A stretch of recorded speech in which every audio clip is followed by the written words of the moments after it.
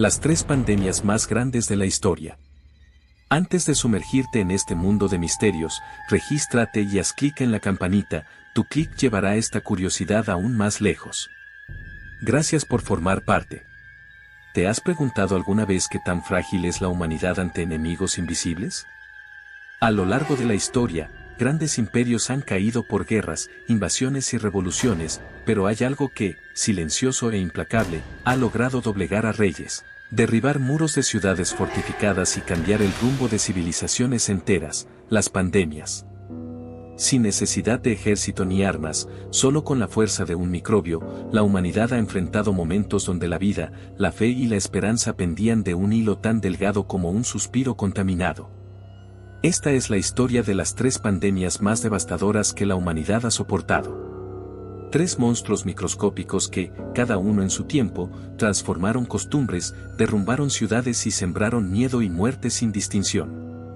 Hoy vamos a abrir las puertas del pasado para mirar de frente a estos fantasmas que todavía susurran advertencias a nuestros oídos.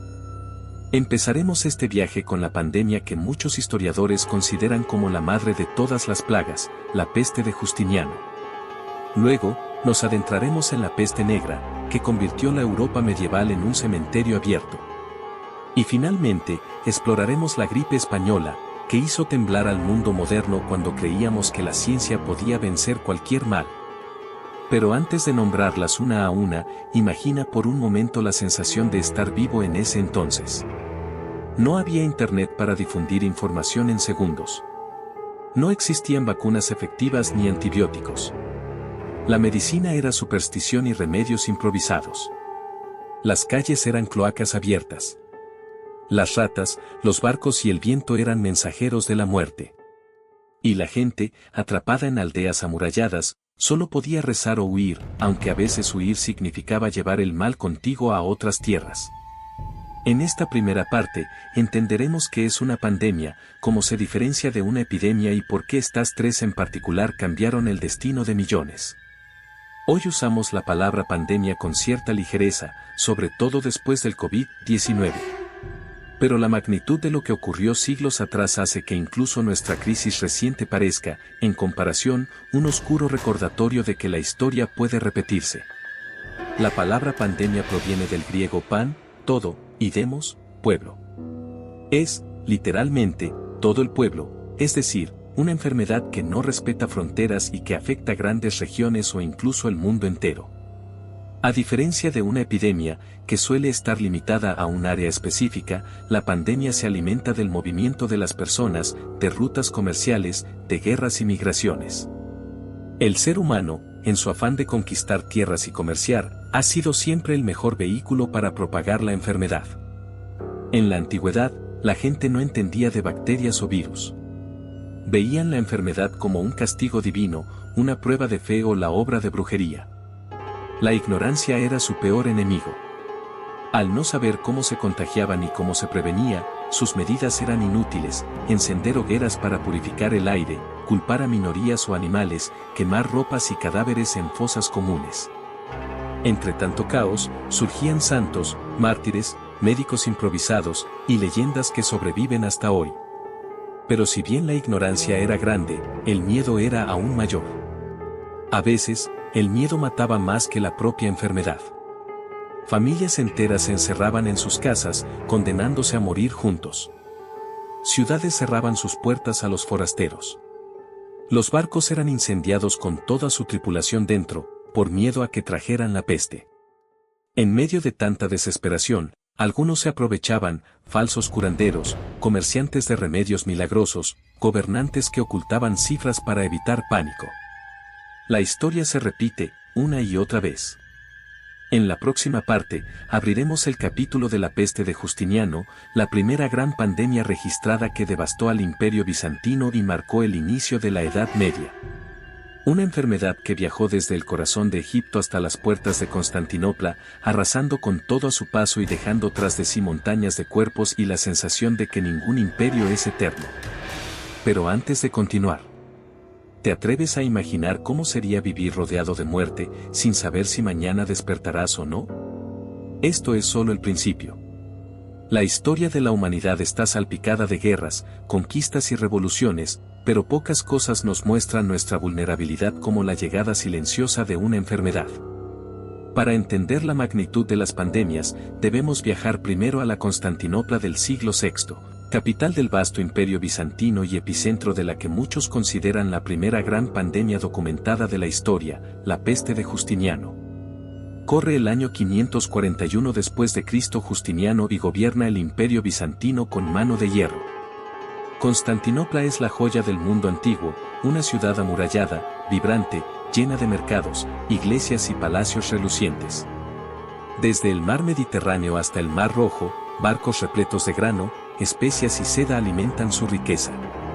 Pero, sin saberlo, también alimentan algo más, ratas infectadas que viajan ocultas entre los sacos de trigo y los cargamentos que llegan del valle del Nilo.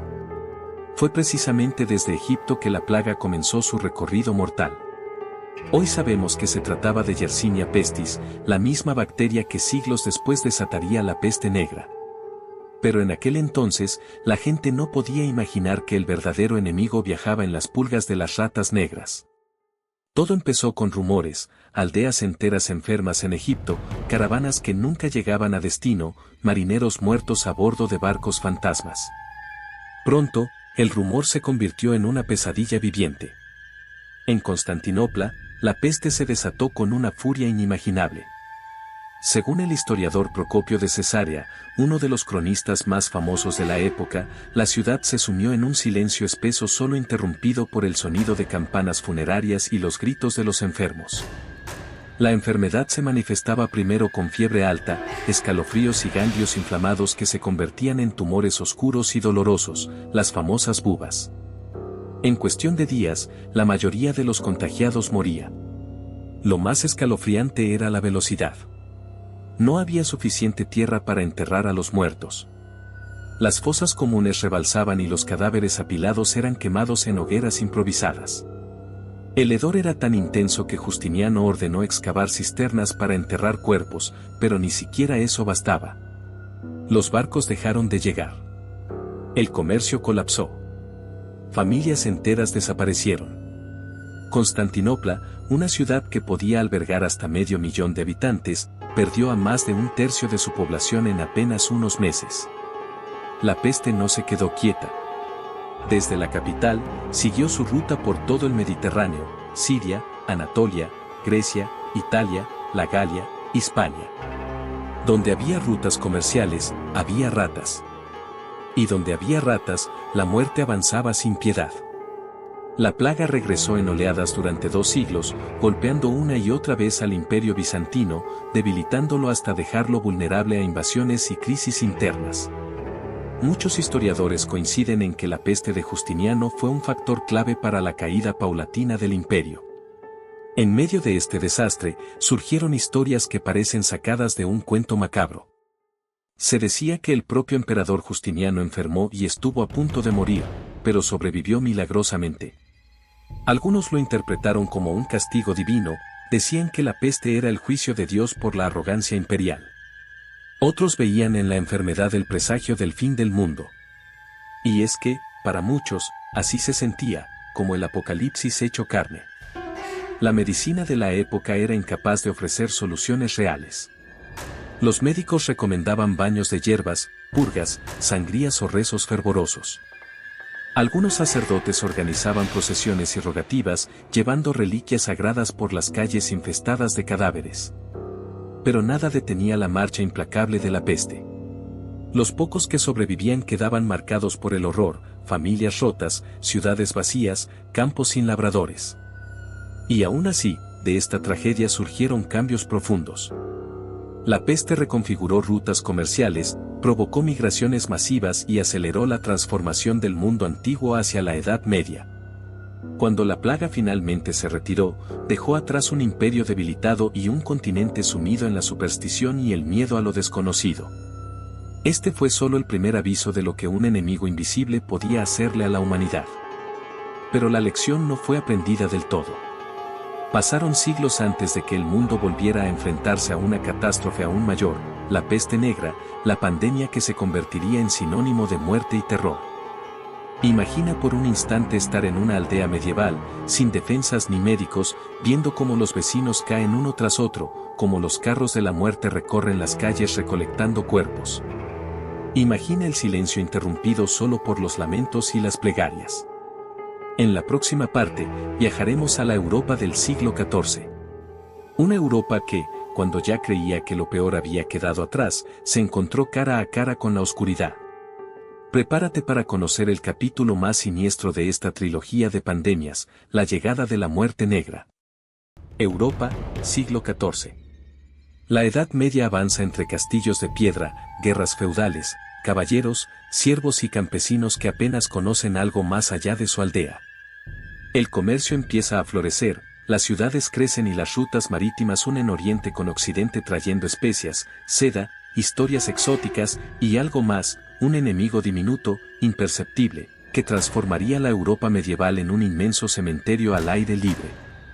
La peste negra, como la llamarían después, llegó como una sombra silenciosa que se colaba por cada puerto, cada caravana, cada pueblo fortificado. Comenzó en Asia Central, probablemente en las estepas mongolas, y se expandió gracias a uno de los imperios más vastos de la historia, el Imperio Mongol. Las rutas de la seda, que durante siglos habían conectado culturas, ahora se convirtieron en autopistas de muerte. Los primeros brotes se reportaron en 1331 en China. Para 1346, la peste ya asediaba el puerto de Kaffa, en Crimea. Se cuenta una historia escalofriante: los mongoles, sitiando Kaffa, catapultaban cadáveres infectados sobre las murallas para contagiar a los defensores genoveses. Estos, desesperados, huyeron en barcos, llevando consigo la plaga a Constantinopla, Sicilia, Marsella y, finalmente, a toda Europa. Nadie estaba preparado. En 1347, la muerte negra comenzó su siniestro desfile por Europa. En un mundo sin antibióticos ni teorías microbianas, la gente solo podía recurrir a rezos, supersticiones o remedios absurdos. Los síntomas eran terribles: fiebre repentina, escalofríos, dolor insoportable y los famosos bubones, ganglios inflamados del tamaño de una manzana, que se ennegrecían y supuraban pus. Para muchos, la muerte llegaba en apenas 3 días. El miedo se extendía tan rápido como la enfermedad. Las ciudades se vaciaban. Los campos quedaban sin campesinos para sembrar o cosechar. Familias abandonaban a sus propios enfermos. Los que podían huir huían, llevando consigo la peste a otras aldeas. Se prohibían mercados y ferias, pero siempre era demasiado tarde. La peste viajaba a lomos de ratas y pulgas, pero también en el aliento de los infectados. Se estima que entre 25 y 50 millones de europeos murieron entre 1347 y 1351. Algunas regiones perdieron hasta el 60% de su población. La magnitud fue tal que aldeas enteras desaparecieron de los mapas. Cementerios improvisados se cavaban día y noche. En muchas ciudades, los cadáveres se apilaban en las calles, sin nadie que se atreviera a enterrarlos. El arte de la época refleja bien el terror. Surgen imágenes de la danza macabra, esqueletos danzando con nobles, campesinos y reyes, recordando que la muerte no distingue clases ni coronas. La peste derribó el orden social. La nobleza, impotente, moría igual que los mendigos. La Iglesia, incapaz de explicar o detener la calamidad, perdió autoridad. Algunos veían la peste como castigo divino, otros culpaban a minorías como los judíos, provocando masacres y persecuciones.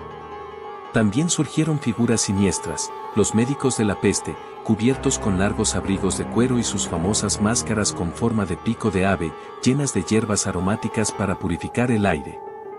Su imagen, mitad curandero mitad espectro, se convirtió en un símbolo macabro de aquellos tiempos. Mientras tanto, la desesperación abría espacio para fanatismos.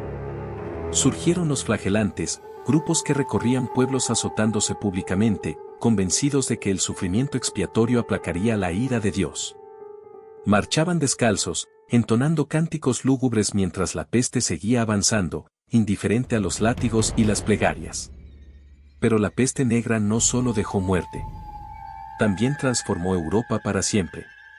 La drástica reducción de población alteró la economía feudal, con menos campesinos, la mano de obra se volvió más valiosa, debilitando a los señores feudales. Muchas tierras quedaron abandonadas, y los supervivientes encontraron nuevas oportunidades en las ciudades.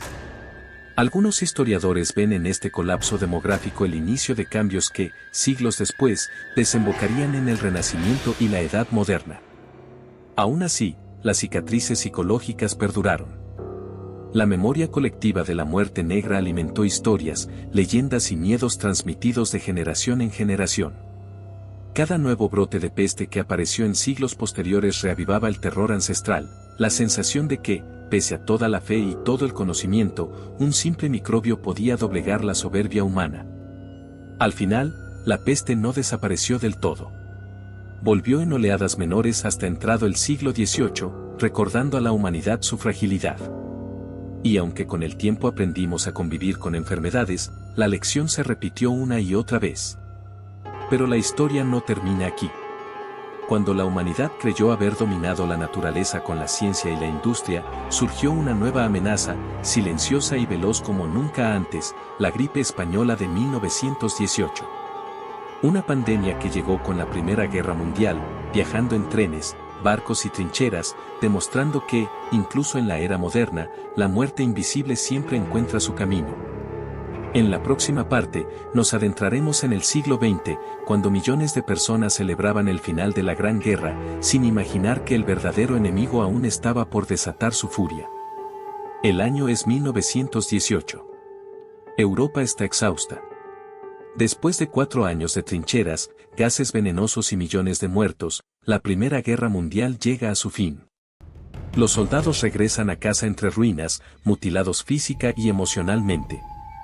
Los pueblos festejan la paz sin sospechar que, al abrir los brazos a sus héroes de guerra, también están dejando entrar a un visitante invisible y mortal, la gripe española. Pocos recuerdan hoy que, mientras las bombas callaban, la humanidad libraba una batalla aún más despiadada. Entre 1918 y 1920, la gripe española infectó a 1/3 de la población mundial, más de 500 millones de personas, y mató a entre 40 y 50 millones, aunque algunos cálculos hablan de hasta 100 millones de víctimas. Fue, en términos absolutos, más letal que la propia Gran Guerra. ¿Por qué se llamó gripe española si no empezó en España? Paradójicamente, España no fue el origen del virus, sino uno de los pocos países neutrales que no censuraron la información sobre los brotes. En plena guerra, Francia, Alemania, Reino Unido y Estados Unidos mantuvieron la noticia en secreto para no debilitar la moral de la población ni dar ventaja al enemigo. En cambio, la prensa española reportaba libremente los casos y muertes, dando la falsa impresión de que allí había surgido. El origen real aún es debatido. Algunos historiadores creen que el brote comenzó en un campamento militar de Kansas, Estados Unidos, donde la movilización masiva de tropas y caballos creó el caldo de cultivo perfecto para la mutación de un virus de gripe aviar. Desde allí, viajando con los soldados hacia Europa, el virus encontró millones de cuerpos debilitados por la guerra, la desnutrición y las malas condiciones sanitarias. A diferencia de brotes de gripe comunes, la gripe española tenía una característica aterradora: mataba con especial saña a jóvenes sanos, de entre 20 y 40 años. Su sistema inmunológico fuerte reaccionaba de forma exagerada, provocando una tormenta de citoquinas que destruía los pulmones. Muchos morían en cuestión de días, ahogados en sus propios fluidos. Las descripciones de la época relatan rostros azulados por la falta de oxígeno, fiebre altísima y hemorragias nasales y pulmonares. Los hospitales colapsaron. Los médicos, que ya estaban exhaustos por los heridos de guerra, no podían dar abasto. Se improvisaron hospitales en escuelas, iglesias y carpas militares. Los cadáveres se apilaban en camiones y morgues improvisadas. En ciudades como Filadelfia o Madrid, se prohibieron reuniones públicas, se cerraron teatros, iglesias y colegios. Pero la movilidad de la población, la falta de antibióticos, la penicilina aún no existía, y la desinformación hicieron inútiles la mayoría de las medidas. El virus golpeó en varias olas. La primera, en la primavera de 1918, fue relativamente leve. Muchos la confundieron con una gripe común. Pero la segunda ola, en otoño, fue un monstruo imparable. Las calles se llenaron de ataúdes, los cementerios quedaron sin espacio. En algunos pueblos, familias enteras desaparecieron en cuestión de semanas. La tercera ola, a principios de 1919, remató a una población ya exhausta. En medio de la tragedia, surgieron imágenes que hoy parecen familiares: mascarillas improvisadas, cuarentenas, ciudades desiertas, propaganda para mantener la higiene. Pero la comprensión de los virus era todavía incipiente. Se desconocía cómo se propagaba exactamente la gripe y se recomendaban remedios absurdos: gárgaras con vinagre, cigarros medicados, alcohol como desinfectante interno. Sin embargo, la pandemia también dejó avances. La gripe española impulsó la investigación médica, mejoró los sistemas de vigilancia epidemiológica y sentó las bases de la virología moderna. Aprendimos a identificar cepas, a desarrollar vacunas más efectivas y a comprender mejor la importancia de la cooperación internacional ante amenazas sanitarias. Pero, igual que con la peste de Justiniano y la peste negra, la memoria colectiva pronto enterró los recuerdos incómodos. La tragedia fue rápidamente eclipsada por la reconstrucción de Europa y la llegada de los felices años 20. La humanidad prefirió mirar hacia adelante y olvidar que, bajo la apariencia de progreso y modernidad, siempre acecha la posibilidad de que un microbio vuelva a poner de rodillas a todo un planeta. Hoy, más de un siglo después, vivimos con la conciencia renovada de esa fragilidad. La pandemia de COVID-19 nos recordó que, aunque la ciencia ha avanzado, seguimos siendo vulnerables a enemigos invisibles. La historia de la gripe española resurgió en titulares y comparaciones, recordándonos que los errores se repiten cuando se olvidan las lecciones. En la próxima parte, exploraremos cómo estas tres pandemias no solo mataron millones, sino que transformaron sociedades enteras, cambiaron la economía, la política, la religión y la forma en que nos relacionamos con la vida y con la muerte.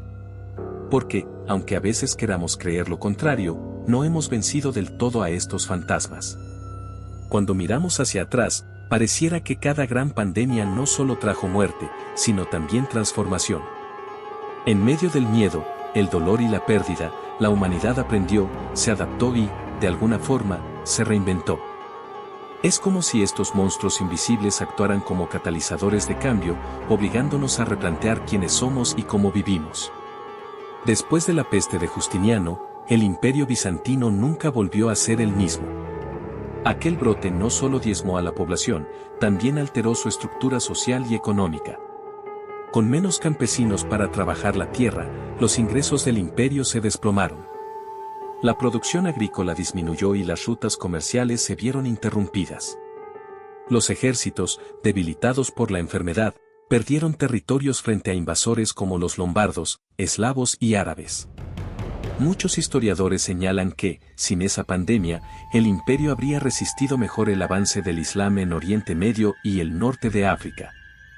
En otras palabras, la religión, las fronteras y hasta la cultura europea de hoy podrían ser muy diferentes si aquellas ratas del siglo VI no hubieran transportado a la Yersinia pestis en sus pulgas.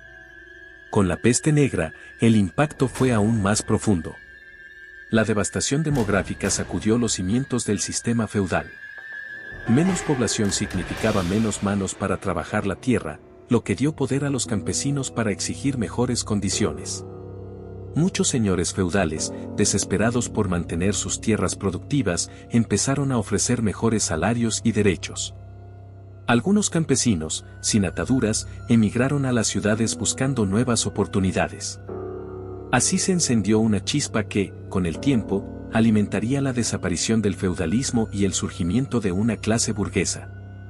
En ese contexto de cambios, la Europa medieval empezó a sacudirse el polvo de siglos de superstición, dando paso, poco a poco, al Renacimiento. Paradójicamente, la peste abrió las puertas a una explosión de arte, ciencia y pensamiento crítico. Fue como si la muerte negra, tras sembrar oscuridad, dejara un terreno fértil para la luz. También hubo efectos psicológicos y culturales. El miedo constante a morir sin aviso convirtió la vida en algo frágil y pasajero. Surgieron movimientos religiosos extremos, leyendas de brujas, herejías y cazas de chivos expiatorios. La Iglesia, incapaz de explicar o detener la peste, perdió poder ante los ojos de muchos. La relación del ser humano con Dios cambió para siempre. La gripe española, en pleno siglo XX, demostró que ni el progreso industrial ni la ciencia incipiente bastaban para detener la fuerza bruta de un virus desconocido. Fue una pandemia silenciada en los libros de historia, eclipsada por la Primera Guerra Mundial y la Reconstrucción. Pero sus efectos fueron reales y duraderos, forzó a los gobiernos a crear sistemas de salud pública más robustos, impulsó la virología como disciplina y sentó las bases de políticas sanitarias internacionales. Muchos países adoptaron medidas de cuarentena, campañas de vacunación y protocolos de control que más tarde serían fundamentales para combatir brotes como la gripe asiática de 1957, la gripe de Hong Kong de 1968 o, ya en el siglo XXI, la pandemia de COVID-19. Sin embargo, quizás el mayor legado de la gripe española fue demostrar que la globalización, que en ese tiempo se expandía con trenes, barcos y telégrafos, era un arma de doble filo. Lo que conectaba al mundo para comerciar y prosperar, también conectaba a la muerte. Detrás de estas pandemias quedan millones de historias invisibles.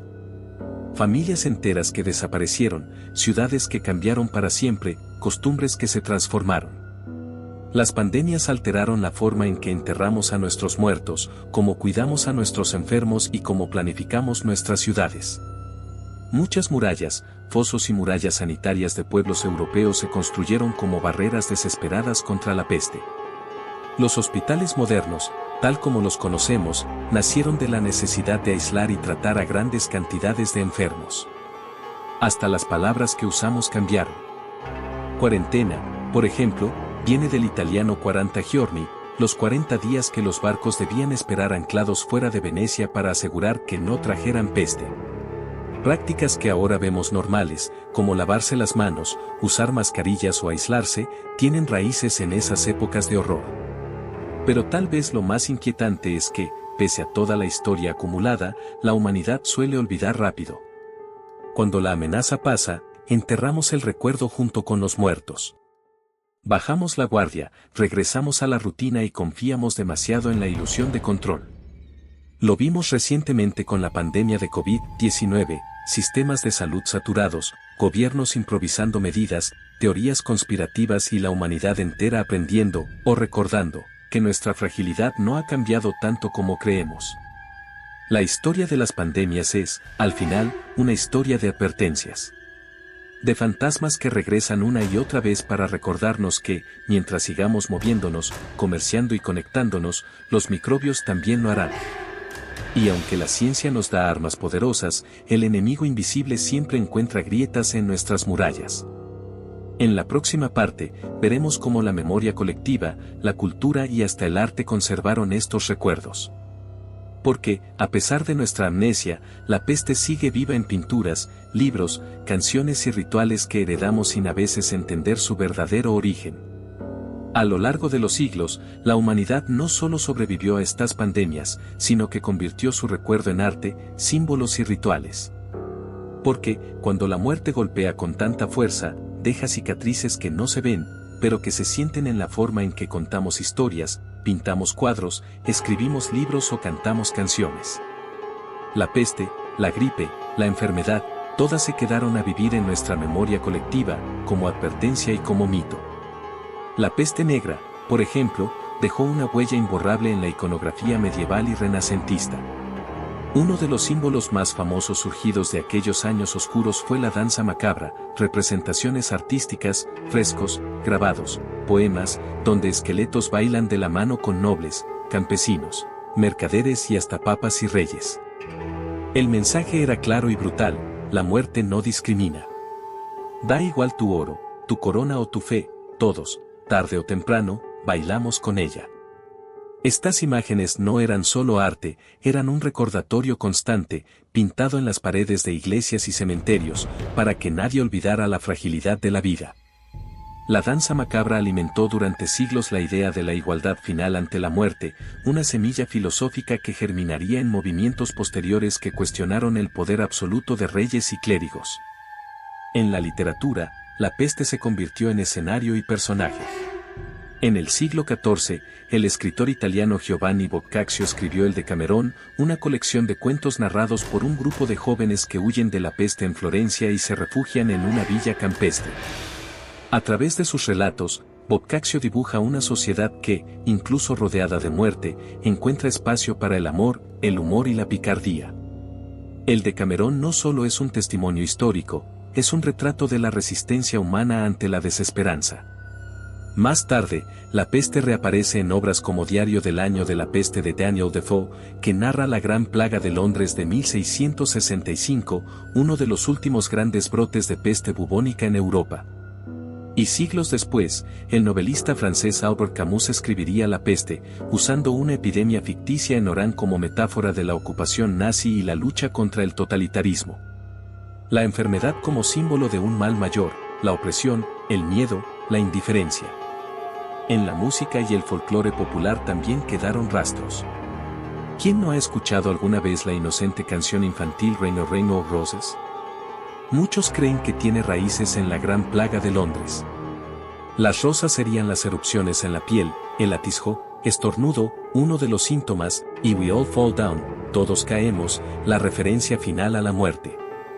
Aunque los historiadores debaten esta interpretación, la leyenda popular muestra cómo hasta los juegos de niños pueden guardar ecos de tragedias antiguas.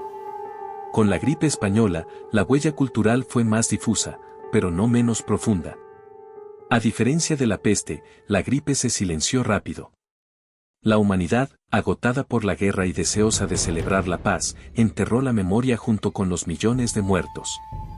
Aún así, escritores como Catherine Ann Porter, que sobrevivió a la pandemia, la retrataron en obras como Pale Horse, Pale Rider, donde la gripe es casi un personaje que arrebata amores y sueños. El cine, la televisión y la literatura contemporánea han retomado estas pandemias como metáforas del miedo colectivo. Películas como Outbreak, Contagión o series como The Walking Dead beben directa o indirectamente de la paranoia que la peste sembró siglos atrás, el miedo al contagio, la desconfianza entre vecinos, la idea de que la civilización puede derrumbarse por algo tan minúsculo como un virus. Incluso nuestros rituales cotidianos beben de esta herencia. La costumbre de dejar zapatos fuera de casa, de desinfectar manos, de usar mascarillas en Asia mucho antes de COVID-19, son prácticas que se popularizaron tras brotes de cólera, peste y gripe en distintas épocas. Cada gesto tiene una raíz profunda en el miedo ancestral a lo invisible. Pero más allá del arte y las costumbres, tal vez el legado más duradero es el psicológico. Generación tras generación, en algún lugar de la memoria colectiva queda la certeza de que la vida puede torcerse de un día para otro. Que el progreso, la riqueza o la fe no siempre son escudos impenetrables. Que la muerte no solo llega con guerras y armas, sino también escondida en un estornudo, un apretón de manos, un beso. Quizás por eso, cada nueva pandemia reactiva miedos enterrados. Cuando el COVID-19 cerró ciudades enteras, muchos redescubrieron imágenes que parecían del pasado, calles vacías, mascarillas, teorías conspirativas, fronteras selladas. Fue un eco de lo que ya habíamos vivido, una especie de danza macabra contemporánea. Y sin embargo, seguimos aquí. Cada vez más conscientes, cada vez mejor preparados, pero siempre vulnerables. La memoria de la peste, la gripe y tantas otras epidemias se transforma y muta, igual que los virus. Se filtra en nuestras historias, en nuestros museos, en nuestras leyendas urbanas. En la próxima parte, cerraremos este viaje. Reflexionaremos sobre lo que estas tres grandes pandemias nos enseñaron y cómo, a pesar de todo, la humanidad encuentra siempre la forma de levantarse. Porque, como decía Camus en La peste, lo peor de la peste no es que mata los cuerpos, sino que desnuda las almas. A lo largo de este viaje, hemos abierto páginas oscuras de la historia humana. Hemos caminado por calles empedradas de Constantinopla donde la peste de Justiniano convirtió la joya del Imperio bizantino en un cementerio flotante. Cruzamos aldeas medievales infestadas por la peste negra, donde carros repletos de cadáveres anunciaban la fragilidad de toda Europa. Y llegamos al siglo XX para ver cómo la gripe española, silenciosa y letal, demostró que ni la modernidad ni las trincheras podían contener a un enemigo invisible. 3 pandemias. 3 lecciones. 3 recordatorios de que la humanidad, por poderosa que se crea, siempre está a merced de fuerzas diminutas y silenciosas.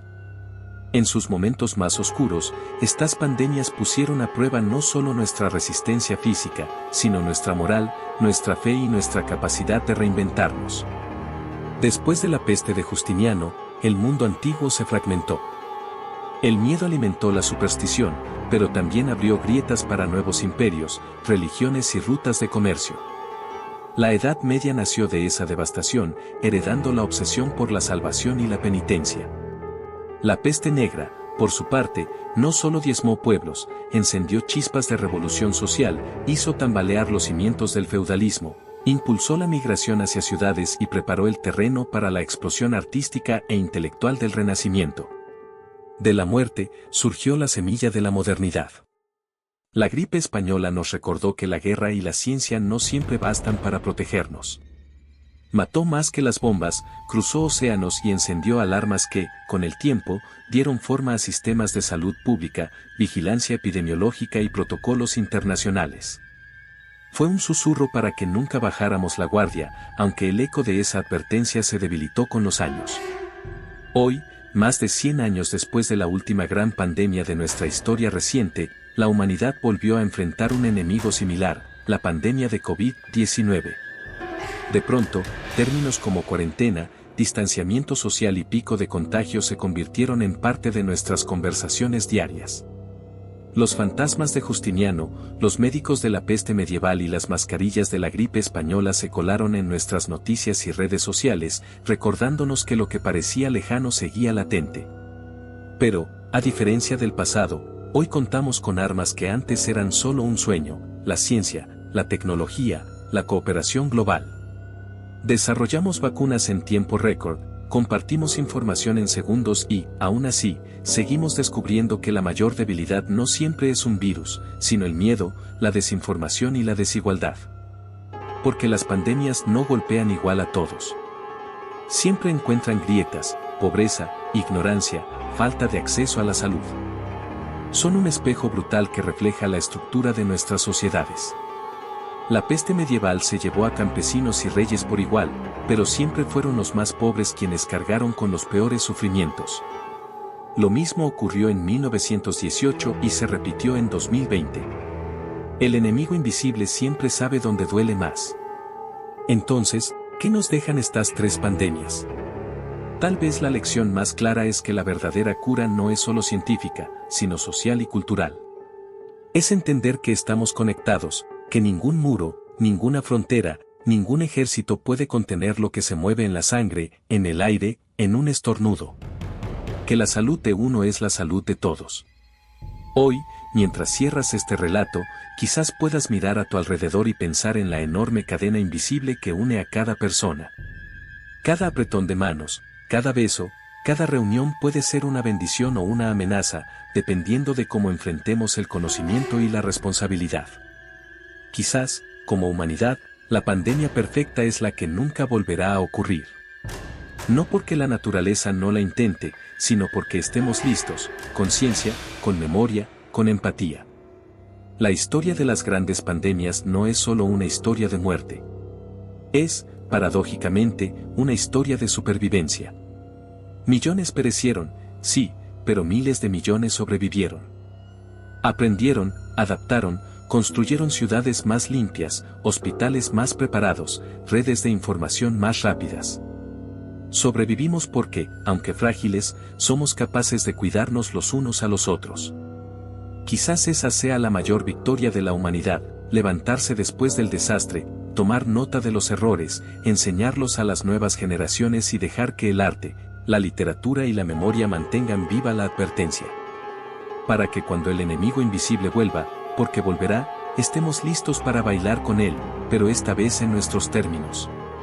Y cuando alguien pregunte dentro de 100 años por la próxima gran pandemia, quizás la respuesta sea un susurro colectivo que diga: sí, la recordamos.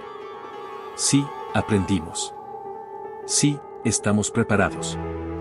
Porque recordar no es solo mirar atrás.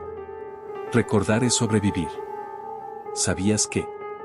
3 pandemias, un mismo mensaje, la historia no se repite exactamente, pero rima. Y la última palabra, como siempre, está en nuestras manos. A lo largo de la historia, la humanidad ha aprendido, a veces con dolor, que no hay murallas que detengan lo invisible. La peste, la gripe, los virus, siempre encuentran un camino. Pero también hemos demostrado que, unidos, podemos resistir, adaptarnos y superarlos. Hoy sabemos que cada pandemia es una lección. Una advertencia para no olvidar, para valorar la ciencia, para cuidarnos unos a otros y para entender que, al final, la salud de uno es la salud de todos. Porque recordar no es temer, es prepararse. ¿Y tú, qué harás con esta lección? Si te gustó este viaje por la historia, no olvides suscribirte, dejar tu comentario y compartir este video. Así, juntos, mantendremos viva la memoria, para que el pasado no vuelva a repetirse.